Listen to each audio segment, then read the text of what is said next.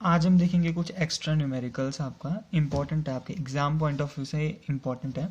तो पहला न्यूमेरिकल है two fix charges for E and E units are separated by a distance of A, where should a third point charge of Q placed on the line joining them of two charge it is remain in equilibrium। कहने का मतलब आपका कि आपके पास दो, अगर diagram बनाओ, इसमें डायग्राम बनेगा इस क्वेश्चन में, आपके इसमें दो पॉइंट चार्जेस हैं, एक है प्लस 4E और दूसरा है प्लस E, जिनके बीच की जो डिस्टेंस है वो है आपकी ए।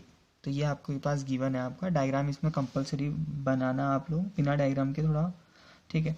तो नेक्स्ट है आपका कि where should a third point charge Q is placed on the line joining them. मतलब इस जो ये चार्जेस को बीच में जो ये लाइन जोड़ी है, इसमें हम तीसरे पॉइंट चार्ज क्यू को कहाँ पर रखें बोल रहा है। क्यू को कहीं रखना है हमके यहाँ, इसके बीच में कहीं पर क्यू रखना है, जिसकी वजह से ना जो ये जो क्यू चार्ज आप रखोगे वो इक्विलिब्रियम में रहेगा। इक्विलिब्रियम में रहने का मतलब होता है कि उसमें कोई फोर्स फील नहीं होगा। इक्विलिब्रियम का मतलब जैसे ये चीज़ है अभी इक्विलिब्रियम में, इसमें कोई फोर्स काम नहीं कर रहा। अगर इसमें फोर्स काम करेगा तो ये मूवमेंट करना स्टार्ट कर देगी ना, तो उसमें कोई फोर्स काम नहीं करना चाहिए। तो मान लेते हैं आपका कि थोड़ी देर के लिए मैं मान लेता हूँ कि ये जो पॉइंट है आपका, इस पॉइंट पर क्या है आपका इक्विलिब्रियम आपको मिलने वाला है, और यहीं पर आपने क्या रखा है, आपका चार्ज रखा है क्यू, ठीक है। तो इसको, इस पॉइंट का ना मैं नाम दे दूं, तो नाम देता हूं मैं क्या, इसका नाम ए देता हूं, चलो इसका बी और इसका सी, ठीक है। तो यहां से आप कह दोगे कि let at C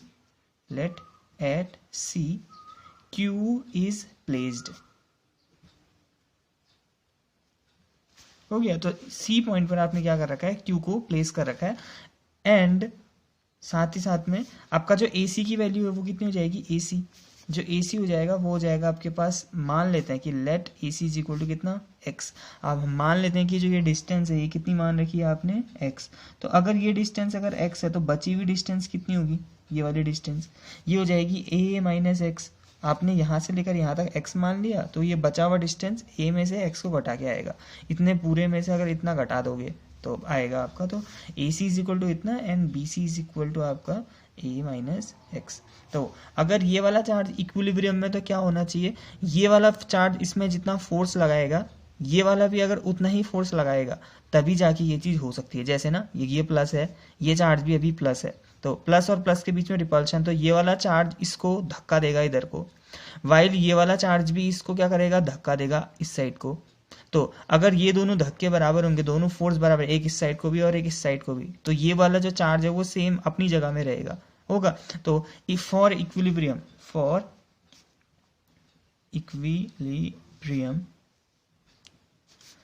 force between plus 4E and Q is equal to, ये मस्ट होना चाहिए आपका, force between E plus E and Q। तो कहने का मतलब इन दोनों के बीच में जो फोर्स काम कर रहा है वही इन दोनों के बीच में। अब आराम से सॉल्व कीजिए, तो फोर्सेस की वैल्यू होगी 1/4πε0 4E into Q upon, 4E into Q upon, ये 4E और Q के बीच की डिस्टेंस, 4E और Q के बीच की डिस्टेंस अगर हम डायग्राम से देखें जो हमने कंसीडर कर रखा है, तो वो है x और इसका स्क्वायर। वैसे ही 1/4πε0 E इंटू क्यू अपॉन, ये कितना हो जाएगा, a माइनस एक्स का स्क्वायर। E और Q के बीच की डिस्टेंस, E और Q के बीच की डिस्टेंस, ठीक है। तो ये और ये कटा, EQ और EQ कटा, तो बचेगा क्या, 4/x² is equal to 1/a minus X का होल स्क्वायर। अगर आप हर जगह अंडर रूट लगा देंगे तो ये बन जाएगा 2/x equal to 1/a minus x. Plus minus आएगा वैसे तो उसकी कोई दिक्कत नहीं होती आपके प्लस माइनस की, प्लस ही लेना आपका, क्योंकि नेगेटिव वाला यहाँ पर फॉलो नहीं कर रहा होता है आपका। आप ले लोगे तो कोई दिक्कत नहीं होगी, ठीक है। तो अभी के लिए प्लस ही लेते हैं हम आपका, 2/x equal to, cross multiply कर दोगे तो ये हो जाएगा 2 ब्रैकेट के अंदर a minus x equal to x. यहाँ पर से अगर आप सॉल्व करना चाहें तो ये बन जाएगा आपके पास 2a minus 2x is equal to x. This implies that आपका ये x को उस साइड भेजा तो 3x is equal to 2a, या फिर x की वैल्यू आ जाएगी आपके पास 2a अपॉन 3। तो 2a upon 3 at a distance of 2a/3 में ही आपको इक्विलिब्रियम मिलेगा। तो ये पूरी डिस्टेंस a है, तो इसका मतलब क्या निकालो 2a/3 में आपको क्या मिलेगा इक्विलिब्रियम, मतलब ठीक है वो हो गया आपका इक्विलिब्रियम। अब इसके बाद एक और चीज़ पूछिए कि in which condition the equilibrium will be stable and in which unstable.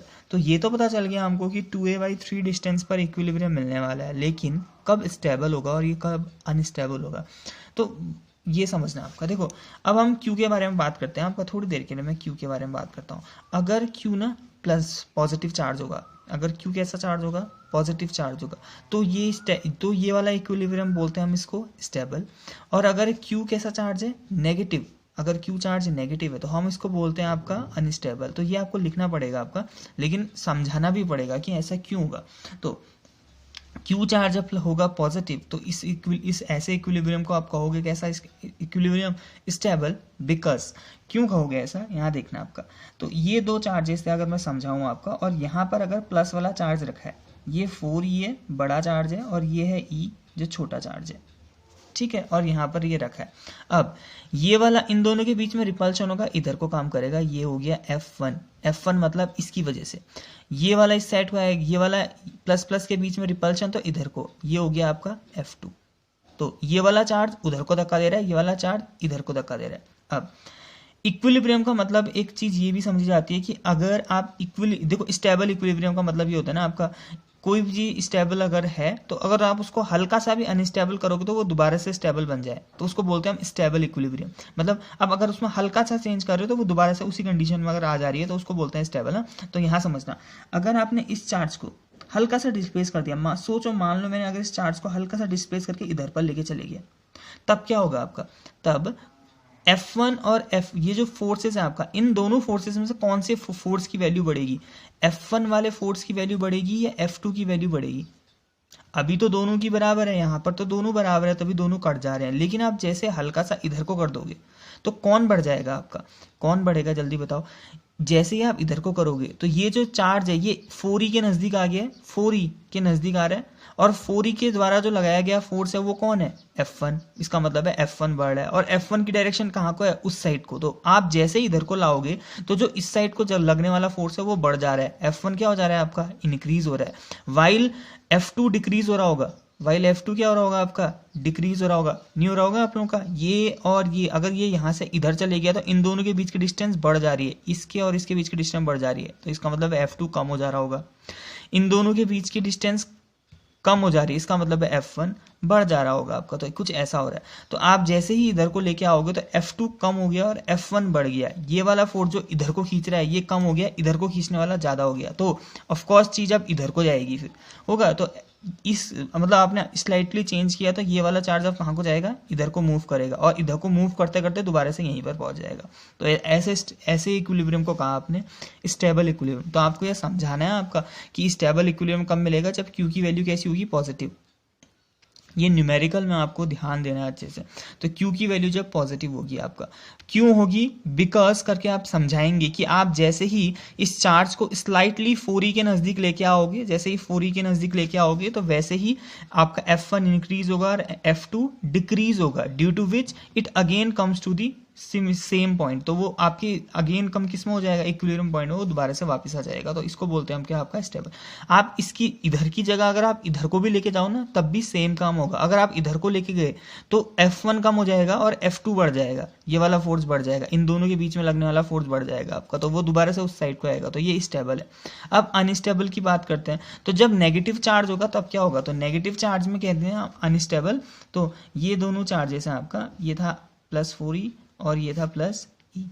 अगर यहाँ पर जो चार्ज है वो नेगेटिव होगा तब देखना इन दोनों के बीच में फोर्स कैसा लगेगा, प्लस और माइनस के बीच में अट्रैक्शन का, मतलब इधर को। तो ये हो गया F1, इन दोनों के बीच का फोर्स F1। इन दोनों के बीच का जो फोर्स होगा ये प्लस ये माइनस अपनी तरफ को खींचेगा, ये हो गया आपका F2। तो अगर आप इस केस में हल्का सा डिस्प्लेस कर दो, इधर पर को लेके जाओ, अगर आप इधर को लेके जाओगे तो कौन से वाले फोर्स की वैल्यू बढ़ेगी, ये वाले फोर्स की वैल्यू बढ़ेगी, मतलब F1 की, और F1 की डायरेक्शन अभी इस साइड को है, तो इसका मतलब आप हल्का सा भी डिस्प्लेस करोगे तो F1 बढ़ जाएगा, और F1 बढ़ने से इधर को जाएगी चीज़ और भी ज़्यादा उधर को खिसकेगी। तो इसको बोलते हैं अनस्टेबल इक्विलिब्रियम। मतलब इधर पर तो इक्विलिब्रियम में रहेगा, लेकिन आप हल्का सा डिस्प्लेस कर दोगे तो F1 की मतलब क्या निकल, F1 बढ़ जाएगा, जिससे अनस्टेबिलिटी आ जाएगी, वो फिर दोबारा से यहाँ नहीं पहुंचेगा। तो ये स्टेबल इक्विलिब्रियम, ये अनस्टेबल, समझ में आ गया होगा। नेक्स्ट क्वेश्चन पर, ये बहुत इंपॉर्टेंट क्वेश्चन है आपका, ठीक है, ये बोर्ड्स के लिए बहुत इंपॉर्टेंट क्वेश्चन। नेक्स्ट क्वेश्चन है आप लोगों का, ये भी थोड़ा उसी पैटर्न में आपका, ठीक है। तो 2 पॉइंट चार्ज 5 इतना है आप लोगों का, 2 मीटर अपार्ट है, in which point between the charges of line joining them electric field is zero.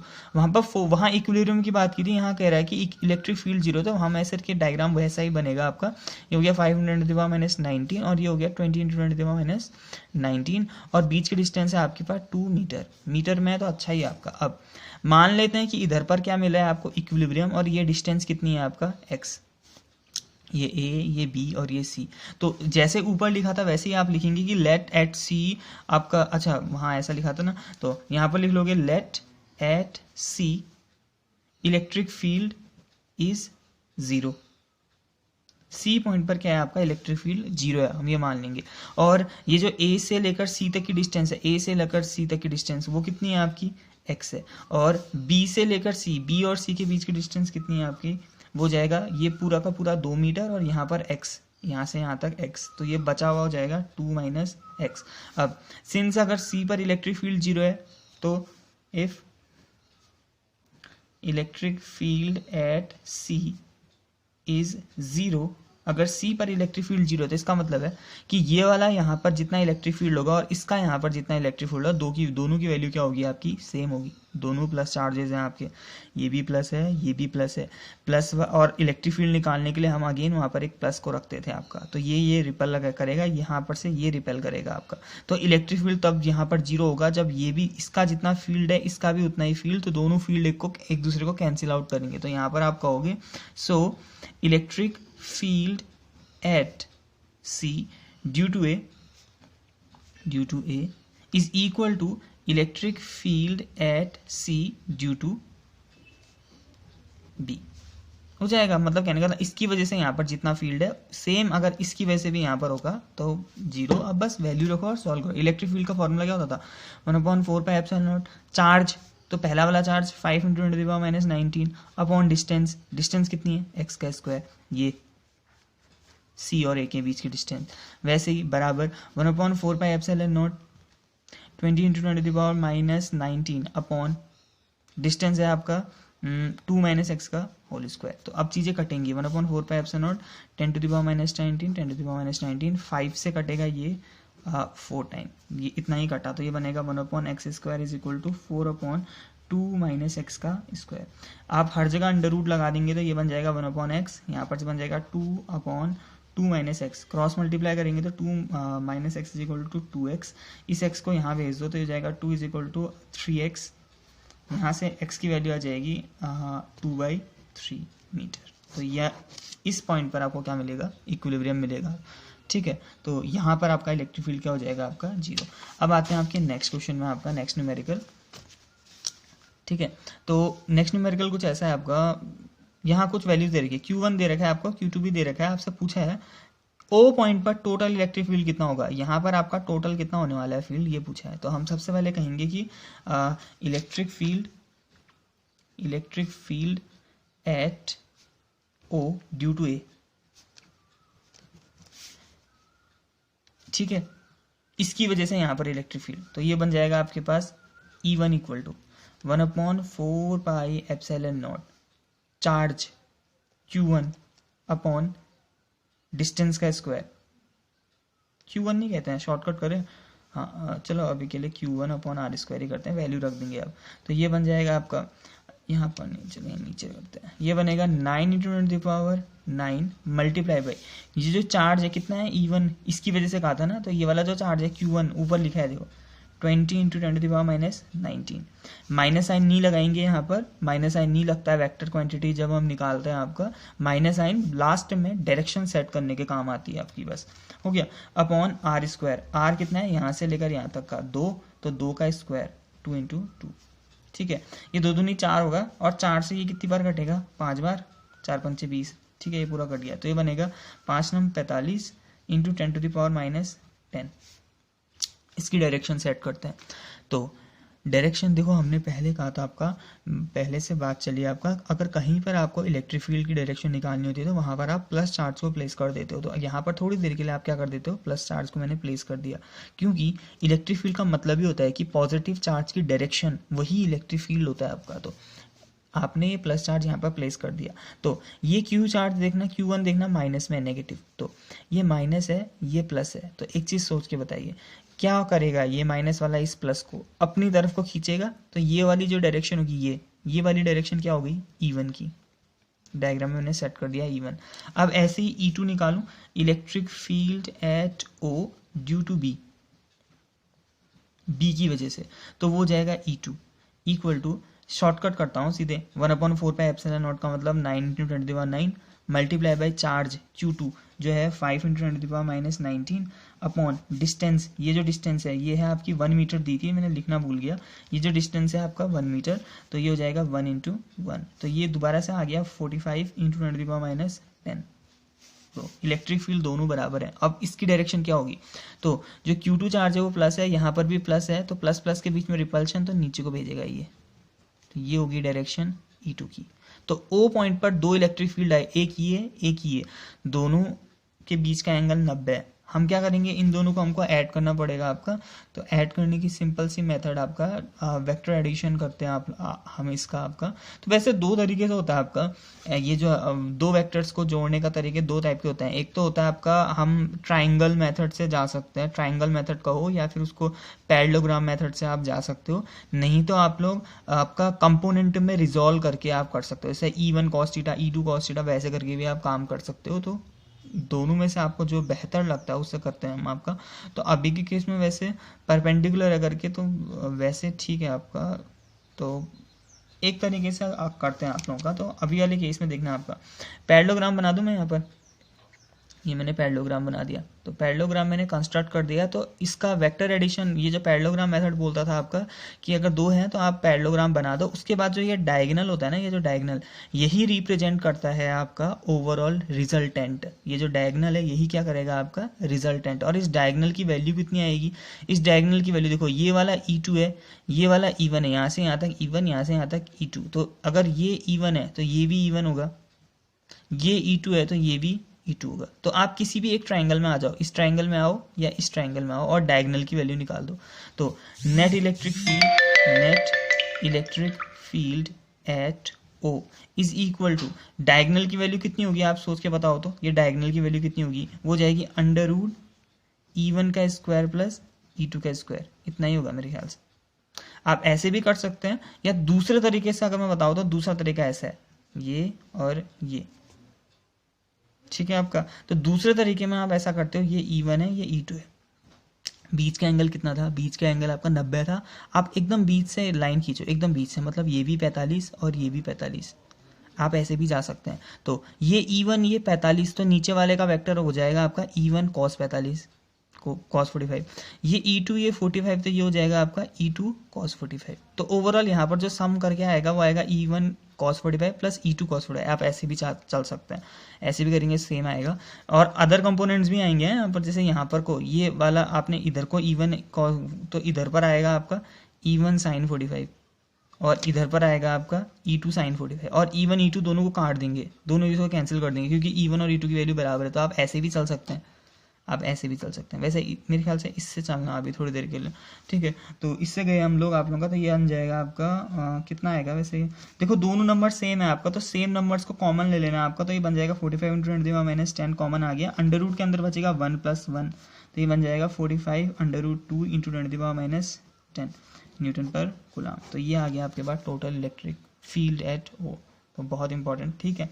Next आपका क्वेश्चन, अगेन अच्छा क्वेश्चन है आपका, कि दो इक्वल चार्जेस है जो एक दूसरे में 2 न्यूटन का फोर्स लगा रहे हैं। तो मान लो कि जो चार्ज है वो कितने हैं आपका Q, let the value of charge is Q and their distances R। तो दो चार्जेस है जिनकी वैल्यूज Q हैं और डिस्टेंस है R, ठीक है। तो अभी जो फोर्स काम कर रहा है, कितना काम कर रहा है, 2 न्यूटन का। तो फोर्स का फॉर्मूला F = कितना है आपका 2 न्यूटन, या फिर ओपन कर दूंगा तो F का मतलब 1/4 π ε0 Q × Q upon Q into Q, दोनों चार्ज है आपके, ठीक है, Q into Q upon R square, ये फॉर्मूला आ गया 2, ओपन कर दिया मैंने।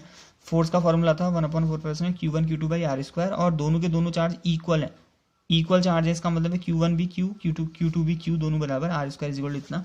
इसको कहता हूँ मैं इक्वेशन नंबर 1।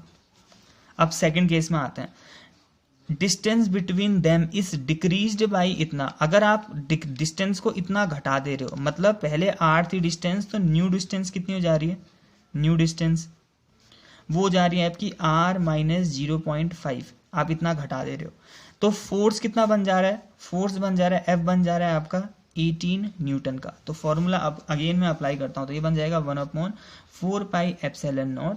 अभी भी दोनों चार्ज Q और Q, लेकिन डिस्टेंस कितनी हो जा रही है, r माइनस 0.5, तो इसका स्क्वायर इज इक्वल टू आपका 18। इसको कहता हूँ मैं equation number 2।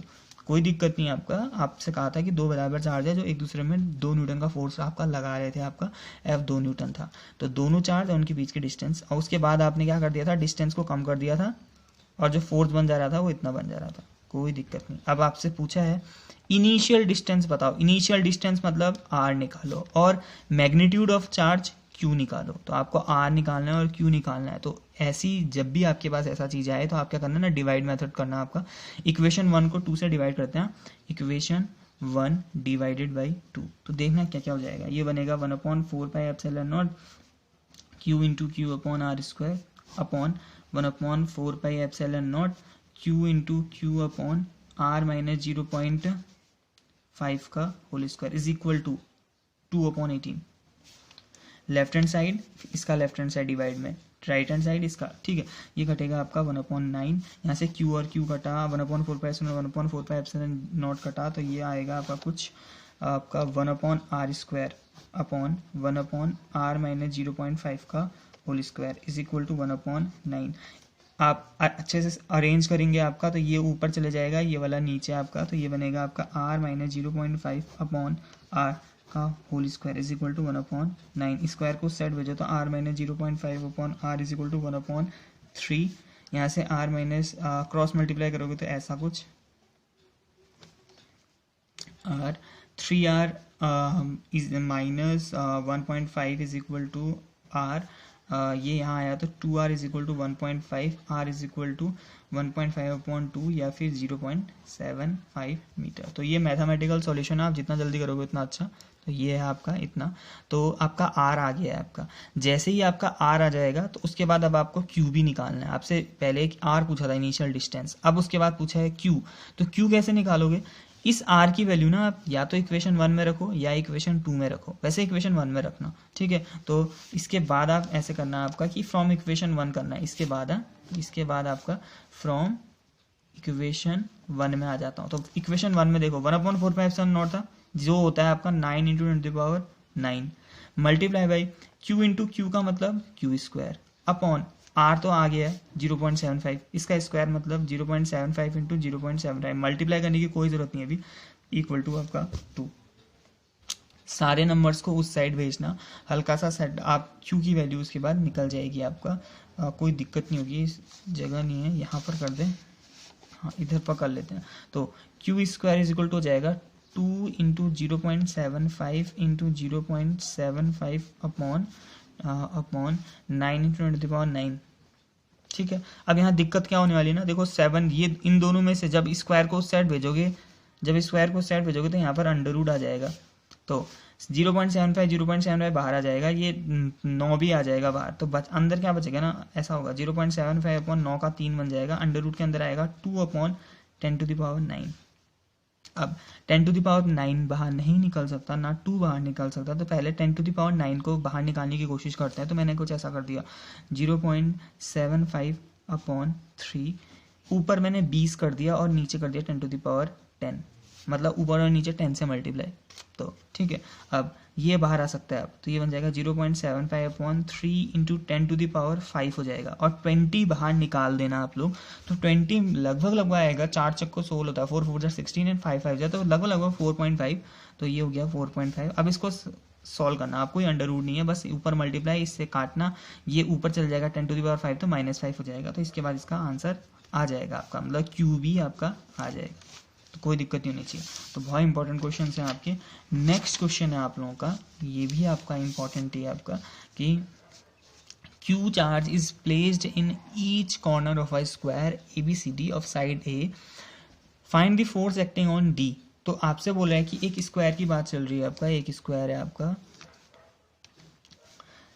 ABC and D, जिसमें हर जगह Q चार्ज रखा है, यहाँ पर भी Q, यहाँ पर भी Q, ये भी Q और ये भी Q, ठीक है। और इनकी जो साइड है वो A है, ये A, ये A, ये भी A और ये भी A। आपसे पूछा है कि D पर टोटल फोर्स कितना काम कर रहा है, D पर लगने वाला टोटल फोर्स बताओ। तो काम कर, अब टोटल फोर्स निकालना है तो पहले क्या करोगे, इसकी वजह से यहाँ पर फोर्स, फिर इसकी वजह से फोर्स, फिर इसकी वजह से, आपके ओवरऑल 4 चार्जेस है ना, ये भी और ये भी, और एक ये है, इस पर आपको टोटल फोर्स निकालना है। यहाँ पर आपको फोर्स निकालना है टोटल, तो पहले इसकी वजह से निकालोगे, इन दोनों के बीच में फोर्स, फिर इन दोनों के बीच में फोर्स, फिर इन दोनों के बीच में फोर्स, और तीनों को जब जोड़ोगे, वेक्टर सम जब आप करोगे, तब जाके आपका टोटल फोर्स आएगा आपका। तो सबसे पहले लिखना आपका force on D due to A की वजह से, F1 नाम देता हूँ उसका, तो 1/4πε0, ठीक है, 1/4πε0। ये वाला चार्ज भी Q है, ये भी Q है, तो Q स्क्वायर, Q1 Q2 मतलब मल्टीप्लाई, और A का स्क्वायर, कोई दिक्कत नहीं, ठीक है। ऐसे force on D due to B की वजह से, ठीक है। वैसे साथ में डायरेक्शन भी कर लेते तो थोड़ी देर में करेंगे, चलो डायरेक्शन, ठीक है।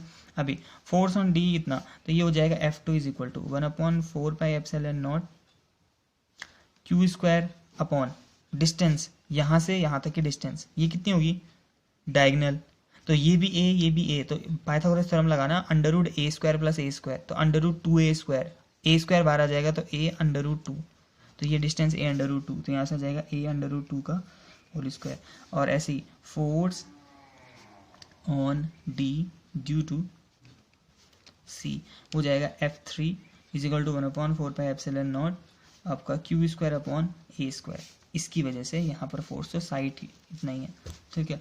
अब तीनों फोर्सेस आ रखे हैं, अब तीनों की डायरेक्शन, तो डायरेक्शन में यहाँ पर ऐसे क्या अलग से दिखाता हूँ, वहाँ थोड़ा सा डायग्राम वो गया है, तो ये पॉइंट D था, तो इसकी वजह से F1 था ना, ये भी प्लस चार्ज है, ये भी प्लस चार्ज है, तो प्लस और प्लस के बीच में रिपल्शन काम करेगा, तो ये इधर को भेजेगा, तो F1 की डायरेक्शन आ गई ये।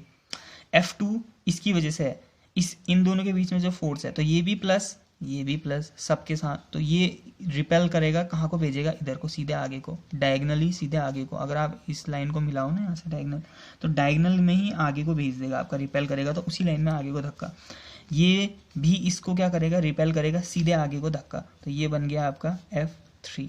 तो इस पॉइंट पर अब आपको टोटल फोर्स निकालना है, और 3 फोर्स आ रखे हैं, तीनों की डायरेक्शन अलग है, ठीक है। अब देखो कंपोनेंट में डिवाइड करके कर लेते हैं, तो ये वाला एंगल कितना बनेगा, ये वाला एंगल सोच के बताओ तो 45, और ये वाला भी 45, तो मैं कंपोनेंट में ब्रेक करता हूँ। देखो F2 तो पहले से इधर पर है, अगर F1 ये है, ये 45 है, तो इस वाली लाइन में F1 का कौन सा कंपोनेंट आ जाएगा, ये F1, ये 45, तो ये बन जाएगा F1 cos 45। वैसे ही ये F3, ये 45, तो ये वाला कंपोनेंट का नाम अपने आप क्या आ जाएगा, इस वाले कंपोनेंट का F3 cos 45। तो आप लिखोगे आपका नेट फोर्स ऑन D पर नेट फोर्स वो हो जाएगा F is equal to F1 cos 45, F1 cos 45 plus F2, क्योंकि F2 उसी डायरेक्शन में, प्लस F3 cos 45। कोई दिक्कत नहीं होनी चाहिए इसमें, आपने बस कंपोनेंट्स में ब्रेक कर रखा है। आपके वैसे 2 कंपोनेंट्स होते हैं, लेकिन दूसरे कंपोनेंट की अभी ज़रूरत नहीं है। यहाँ पर आएगा आपका F1 sin 45 आएगा, और इधर पर आएगा आपका F3 sin 45, अगर इधर पर, ठीक है। आप कंपोनेंट में जब ब्रेक करेंगे आपका, तो ये दोनों एक दूसरे को कट कर देंगे, तभी हमने इनको लिखा ही नहीं है, तो ये बन जाएगा आपका इतना। तो जब आप इतना कर लेंगे तो ये बन जाएगा कितना आपका F1 cos 45, तो ये बनेगा आपका F1 मतलब 1/4πε0 Q square upon A²। cos 45 की वैल्यू होती है आपका 45, कितनी होती है 1/√2 plus F2 1/4πε0 Q square upon इसका स्क्वायर कर दोगे तो बन जाएगा 2a² प्लस f3 1/4πε0 q² साथ में cos 40 मतलब 1/√2। आप कॉमन ले लेना इसके बाद, कॉमन बहुत चीज़ें आ रही हैं, जैसे 1/4πε0 q² कॉमन आ रहा है और ब्रैकेट के अंदर बचेगा, ये पूरा कॉमन आ गया तो ब्रैकेट के अंदर बचेगा 1/√2 प्लस यहाँ से बचेगा 1/2 प्लस यहाँ से बचेगा आपका 1/√2। तो 1/4πε0 q²/a²।